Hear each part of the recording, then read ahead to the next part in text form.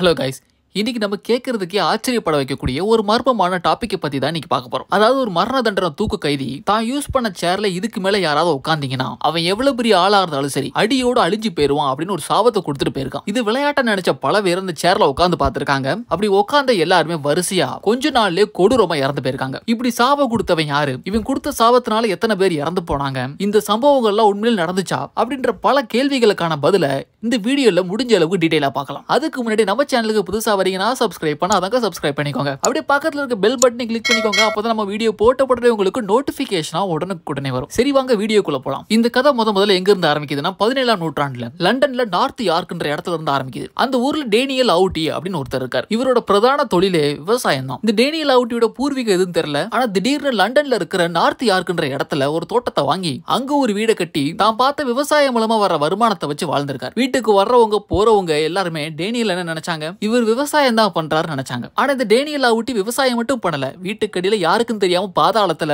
கள்ள நோட்டு அடிக்க ஆரம்பிச்சார். இந்த கள்ள நோட்டுகளை வச்சு பெருசால வியாபாரம் பண்ணல, தன்னோட அதிகப்படியான செலவுகளுக்கு கள்ள நோட்டை பயன்படுத்திக்கிட்டார். இது நம்ம யாருக்கிட்டயா சொன்னோம்னா யாருமே டேனியல் இந்த மாதிரி பண்ற ஆளுன்னு சொன்னா நம்பவே மாட்டாங்க. ஏன்னா யாருக்குமே தெரியாம வீட்டுக்கடியில ரகசியமா பண்ணிக்கிட்டு இருக்காரு. இந்த டேனியலுக்கு எலிசபெத்னு ஒரு பொண்ணு இருக்கு. அந்த பொண்ணு கொஞ்சம் கொஞ்சமா வளர்ந்து பெரிய பொண்ணா மாறா. அதே ஏரியால இருக்கிற தாமஸ்ன்றவனை லவ் பண்ண ஆரம்பிக்கிறான். இது வரைக்கும் இந்த கதையில நம்ம பார்த்த எதுவுமே பிரச்சனையே கிடையாது. ஆனா எப்ப இந்த தாமஸ் டேனியல் வாழ்க்கையும் எலிசபெத்தோட வாழ்க்கையிலும் வந்தானோ அப்ப இருந்த பிரச்சனை ஆரம்பிக்குது. கள்ள நோட்டு அடிக்கிற டேனியல் அவுட்டிக்கு தான் பொண்ணு எலிசபெத் லவ் பண்றது பிரச்சனை கிடையாது, ஆனா தாமஸ் லவ் பண்றதுதான் பிரச்சனை. ஆனா பொண்ணு ரொம்ப விருப்பப்படுறதுனால வேற வழி இல்லாம பொண்ணான எலிசபெத்துக்கு தாமஸ கல்யாணம் பண்ணி கொடுக்கிறார். இந்த டேனியல் அவுட்டி எதுக்காக பயந்தாரோ அந்த பயங்கர எலிசபெத்தோட வாழ்க்கையில கொஞ்சம் கொஞ்சமா நடக்க ஆரம்பிக்கும். அப்படி என்ன நடக்குதுன்னா, தாமஸ் ஒரு பெரிய குடிகாரன்.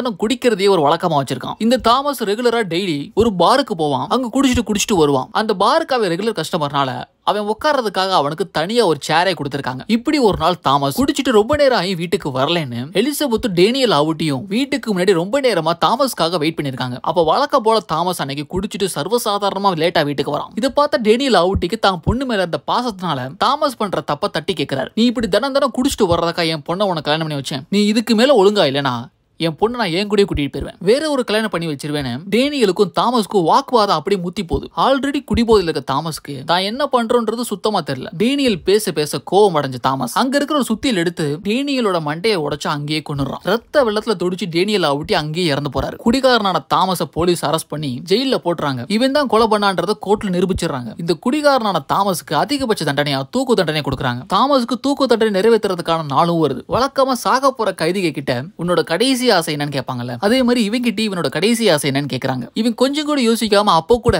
எதனால இந்த பிரச்சனை வந்துச்சோ அதே ஆசையை திருப்பி கேட்கறான். வழக்கமா தான் குடிக்கிற பாருக்கு போனோம், தான் எந்த சேர்ல உட்காருவானோ அந்த சேர்ல உட்கார்ந்து குடிக்கணும்னு கேட்கறான். சரி, இது கொஞ்சம் அல்ப ஆசையா தான் இருக்கு அப்படின்னு அந்த ஆசையை நிறைவேற்றுறாங்க. போலீஸோட அந்த பாருக்கு போறான்.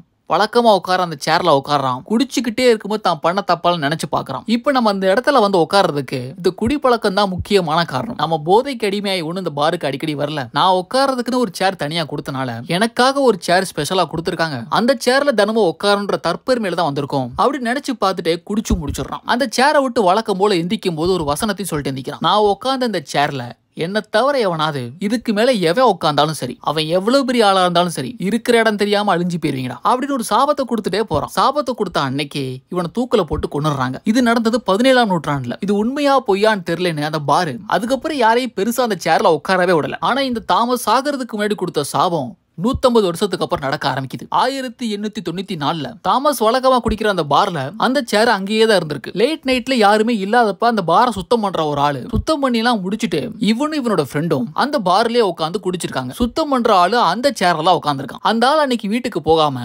ரோட்லயே படுத்து தூங்கியிருக்கான். காலையில எல்லாரும் வந்து பாக்குறாங்க, பணமா அங்க இருக்கிற ஸ்ட்ரீட் லேம்ப்ல தூக்கு போட்டு தூங்கியிருக்கான். இந்த ஆள் தற்கொலை பண்ணி தான் இறந்து போயிருக்கான் அப்படின்னு போலீஸ் கேஸ க்ளோஸ் பண்ணி முடிக்கிறாங்க. ஆனா ஒரு 20 வருஷம் கழிச்சு இவன் கூட உட்காந்து குடிச்சான் பாருங்க ஒரு ஃப்ரெண்டு. அவன் மரணப்படுக்கையில சாகிறதுக்கு முன்னாடி அன்னைக்கு நைட்டு அந்த பார்ல என் ஃப்ரெண்ட கொன்னது நான் தான், அவன் பணத்துக்கு ஆசைப்பட்டு அவனை கொன்னு தூக்குல தொங்க விட்டேன் அப்படின்னு ஒரு உண்மையை சொல்லிட்டு செத்து போயிடறான். இந்த சேர்ல உட்கார்ந்த ஆளு இறந்து போனது இது முதல் சம்பவம். சரி, இதோடு இந்த சாவு முடிஞ்சான்னு கேட்டா முடியல. தொடர்ந்து நிறைய நடந்திருக்கு. 2வது உலக போர் நடந்தப்ப ஃபைட்டர் ஜெட் ஓட்டுற சில பைலட்ஸ் எல்லாம் இந்த பாருக்கு அடிக்கடி வந்து குடிக்கிறத வழக்கமா வச்சிருக்காங்க. வந்து போறவங்க எல்லாம் இந்த சேரை பத்தி நிறைய கேள்விப்பட்டிருக்காங்க. அதனால ஒருத்தர் மாத்தி ஒருத்தர் இந்த சேர்ல உட்கார சொல்லி வற்புறுத்தி சவால் விட்டு ஒருத்தருக்கு ஒருத்தர் விளையாண்டுக்குவாங்க. இப்படி இந்த சேர்ல விளையாட்டுத்தனமா உட்கார்ந்த பல பேர் 2 வருஷத்துக்குள்ளேயே கொடூரமான ஆக்சிடென்ட்ல இறந்து போயிருக்காங்க. இப்படிதான் சேர்ல விளையாட்டுத்தனமா உட்காரலாம் அப்படின்னு அங்க வேலை பார்க்குற ஒரு லேடி நைட் நேரம் யாருக்கு தெரியாம அந்த சேர்ல உட்காந்துருக்கா. உட்காந்த கொஞ்ச நாளே அவளுக்கு உடம்பு சரியில்லாம போயிருது. என்னடா செக் பண்ணி பார்த்தா அவ தலையில கட்டி இருக்கு. மூளையில கட்டி வந்து அந்த லேடியும் கொஞ்ச நாளே இறந்து போயிடுறான். இந்த ரோட்ல ட்ரிப்புக்கு போறவங்க, சைக்கிள்ல போறவங்க, பைக்ல போறவங்க இவங்க எல்லாருமே வழக்கமா இந்த பாருக்கு வருவாங்க.